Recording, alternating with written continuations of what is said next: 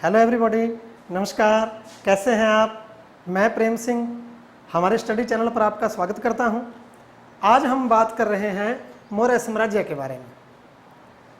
सबसे पहले इसके कालक्रम की बात करेंगे तो मौर्य साम्राज्य का टाइम पीरियड रहेगा 323 ईसा पूर्व से और 185 ईसा पूर्व तक। आपको 23 भी मिल जाएगा और 22 भी मिल जाएगा, कोई एक आप याद कर लेंगे। 323 ईसा पूर्व से 185 ईसा पूर्व मौर्य साम्राज्य का टाइम पीरियड है। विशाल मौर्य साम्राज्य की स्थापना के साथ ही भारतीय इतिहास सुदृढ़ धरा पर अवतरित होता है। भारत के विदेशी संबंधों की शुरुआत होती है और जो भारतवर्ष की संकल्पना है वो वास्तविक धरातल पर दृष्टिगोचर होते हैं। सबसे पहले हम बात करेंगे मौर्य साम्राज्य के बारे में जानकारी देने वाले स्रोतों के रूप कौन कौन से हैं वो स्रोत, उनके बारे में पहले बात करेंगे। कहाँ से हमें मौर्य साम्राज्य के बारे में पता चला, कैसे पता चला।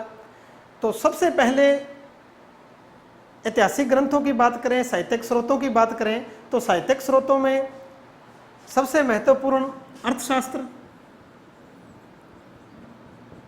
कौटिल्य या विष्णुगुप्त द्वारा लिखा गया ग्रंथ है अर्थशास्त्र, जिससे मौर्य प्रशासन के बारे में विस्तार से जानकारी मिलती है। नेक्स्ट है मुद्रा राक्षस। मुद्रा राक्षस विशाखदत्त द्वारा लिखा गया ग्रंथ है। राक्षस नंदवंश के अंतिम शासक धनानंद के अमात्य थे। राक्षस के बीच में और चंद्रगुप्त मौर्य के गुरु और जो उनके अमात्य थे विष्णुगुप्त कौटिल्य, उन दोनों के बीच में जो राजनीतिक लड़ाई हुई है, ये मौर्य साम्राज्य की गद्दी पर जब विराजमान हो गए हैं चंद्रगुप्त मौर्य, तो उसके बाद वास्तविक रूप से स्थापित किया चंद्रगुप्त मौर्य को। और पाटलिपुत्र की जो जनता है उसका मन किस प्रकार से जीता है चाणक्य ने, ये सारा घटनाक्रम इस ग्रंथ के अंदर दर्ज है। हम इसको नायिका विहीन ग्रंथ भी कह देते हैं। मुद्रा राक्षस विशाखदत्त का है और अंतिम नंद शासक धनानंद, जिसको पराजित करके चंद्रगुप्त मौर्य पाटलिपुत्र के सिंहासन पर बैठा है, उनके अमात्य राक्षस और चाणक्य के बीच जो राजनीतिक लड़ाई लड़ी गई उस पर प्रकाश डालता है ये। नेक्स्ट है कथा सरित सागर। कथा सरित सागर ये सामदेव का ग्रंथ है। नेक्स्ट है व्रत कथा मंजरी। व्रत कथा मंजरी मतलब लंबी कथा, ये क्षेमेंद्र का ग्रंथ है। इसके अलावा दो सहेली अनुश्रुतियां हैं हमारे पास, श्रीलंका के ग्रंथ हैं बौद्ध धर्म से संबंधित, दीपवंश और महावंश, और बहुत सारी इन पर टीकाएं भी लिखी गई हैं। तो इन ग्रंथों से, इन सहेली अनुश्रुतियों से भी हमें जो है मौर्य साम्राज्य के बारे में जानकारी प्राप्त होती है। नेक्स्ट कल्पसूत्र है, जैन ग्रंथ है कल्पसूत्र, और कल्पसूत्र भद्रबाहु द्वारा लिखा गया है। दिगंबर जैनाचार्य थे भद्रबाहु, उन्होंने कल्पसूत्र की रचना की। इससे भी चंद्रगुप्त मौर्य के बारे में जानकारी प्राप्त होती है। इसके अलावा विदेशियों की बात करें तो यूनानियों में Strabo, Plutarch, Justin, Megasthenes, Deimachus, Dionysius वगैरह वगैरह बहुत सारे ऐसे यूनानी राइटर हैं जिन्होंने मौर्य साम्राज्य के बारे में और मौर्य शासकों के बारे में लिखा है। नेक्स्ट अगर चीनी यात्रियों की बात करें तो तीन महत्वपूर्ण नाम आपने जो है चीनी यात्रियों में याद रखने हैं हमेशा। पहला फाहयान, दूसरा हवेनसांग और तीसरा इत्सिंग। ये तीन नाम आपने ध्यान रखने हैं। इनसे भी हमें इनके ग्रंथों से, जैसे फाहयान का ग्रंथ है फाक्वो की, हवेनसांग का ग्रंथ है सीयू की, इस प्रकार इन महत्वपूर्ण ग्रंथों से भी हमें मौर्य साम्राज्य के बारे में जानकारी प्राप्त होती है। तीसरे नंबर पर हम लेंगे, ये तो सारे साहित्यिक स्रोत आ गए, भारत के विदेशियों का विवरण आ गया, और फिर आ जाता है पुरातात्विक साक्ष्य। तो पुरातात्विक साक्ष्यों में हमारे पास एक तो अशोक के अभिलेख हैं। जैसा कि आप सारे जानते हैं, भारत के कोने कोने से हमें महान सम्राट अशोक के बहुत सारे अभिलेख प्राप्त हुए हैं। तो इन अभिलेखों से हमें जो मौर्य वंश के बारे में, मौर्य प्रशासन के बारे में, अशोक के बारे में जो है विस्तार से जानकारी प्राप्त होती है। इनके अलावा एक महत्वपूर्ण अभिलेख है जूनागढ़ अभिलेख। जूनागढ़ अभिलेख शक शासक रुद्रदामन का अभिलेख है। जूनागढ़ अभिलेख को भी आपने खास तौर पर ध्यान में रखना है।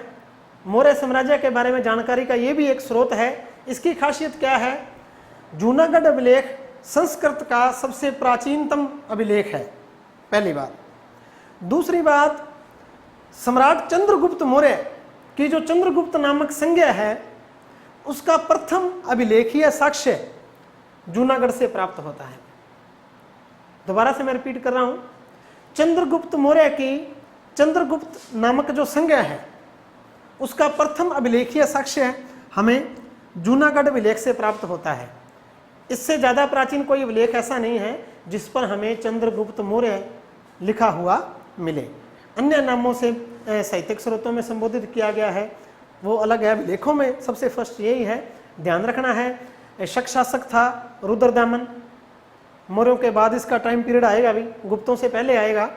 और संसार प्रसिद्ध सुदर्शन झील के बारे में आपने सुना होगा निश्चित रूप से, तो उससे संबंधित ये अभिलेख था।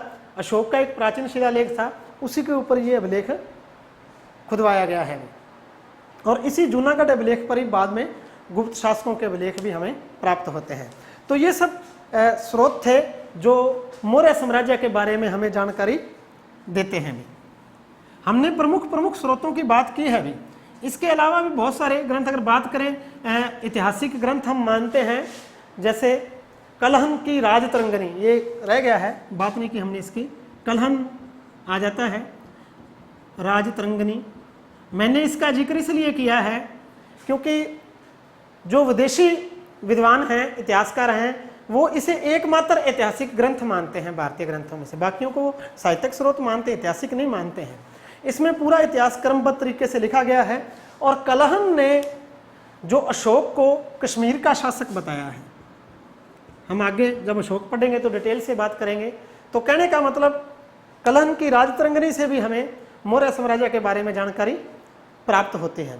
नेक्स्ट हम बात कर रहे हैं मौर्य साम्राज्य के संस्थापक सम्राट चंद्रगुप्त मौर्य के बारे में। चंद्रगुप्त मौर्य, टाइम पीरियड इनका वही रहेगा 323 बीसी से 298 बीसी। सम्राट चंद्रगुप्त मौर्य मौर्य वंश के संस्थापक थे। इन्होंने अपने गुरु चाणक्य की सहायता से, जिनका नाम विष्णुगुप्त था, कौटिल्य कह देते हैं हम, उनकी सहायता से इन्होंने नंद वंश के अंतिम शासक धनानंद, ये भी ध्यान रखने वाली बात है, एक नंबर में ऐसे प्रश्न पूछे जाते हैं, मौर्यों से पहले मगध पर किसका शासन था? नंद वंश का।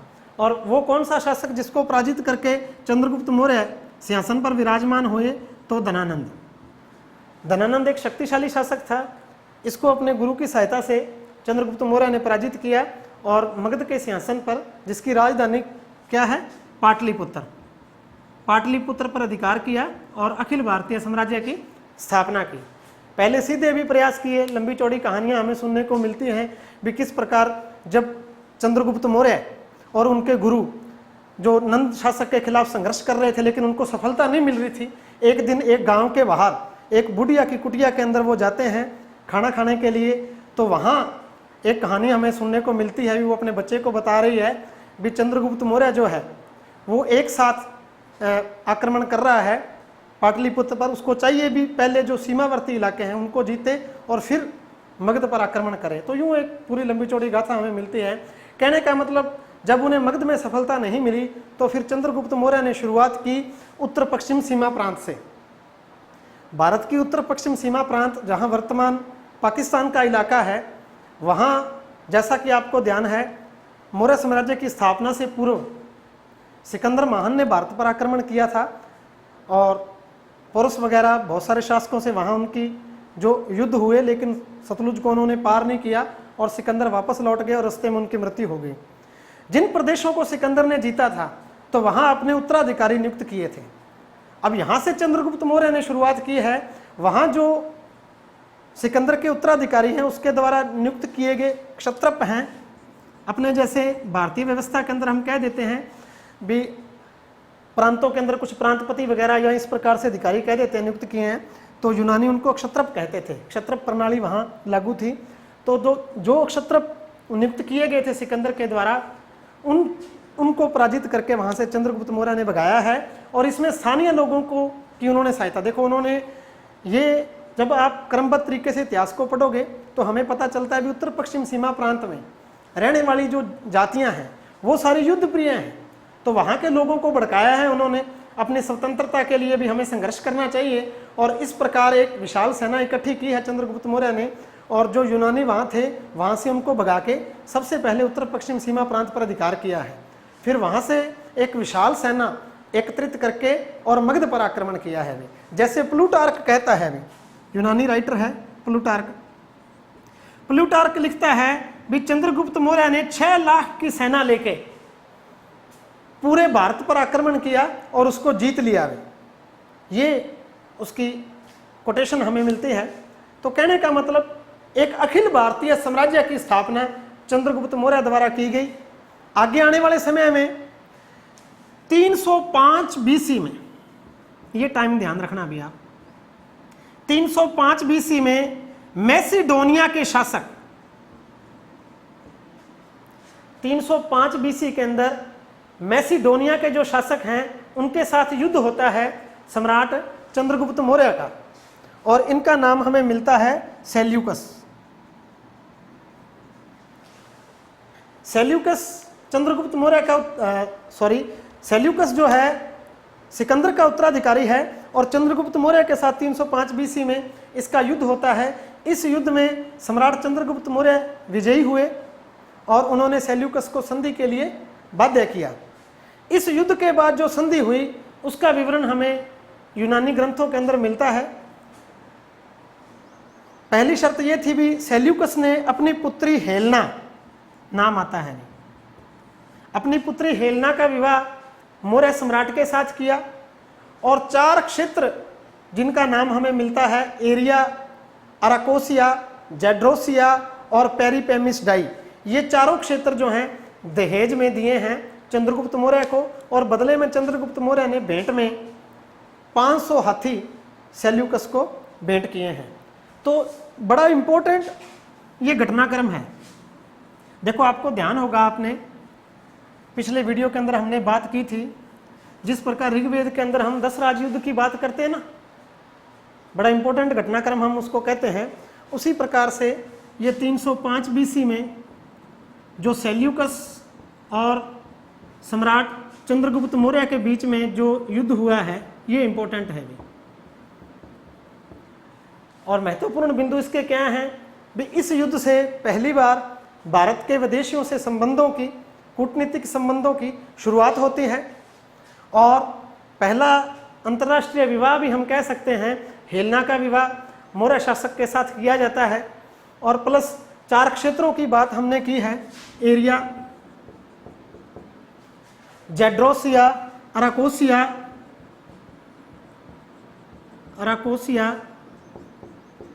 जेड्रोसिया और पेरिपेमिसडाई। ये एरिया है, रात को कह देते हैं कंधार, काबुल और बलूचिस्तान, ये वो 4 इलाके हैं। ये देखो उस समय के यूनानी नाम हैं। आधुनिक नामों की बात करें तो एरिया हेरात है, काबुल है, कंधार है और बलूचिस्तान, ये वो इलाके हैं जो सेल्यूकस के अधिकार में थे, और सेल्यूकस ने ये दहेज में दिए हैं सम्राट चंद्रगुप्त मौर्य को, और मौर्य ने 500 हाथी दिए। दूसरा महत्वपूर्ण घटनाक्रम जो है मैगस्थनीज।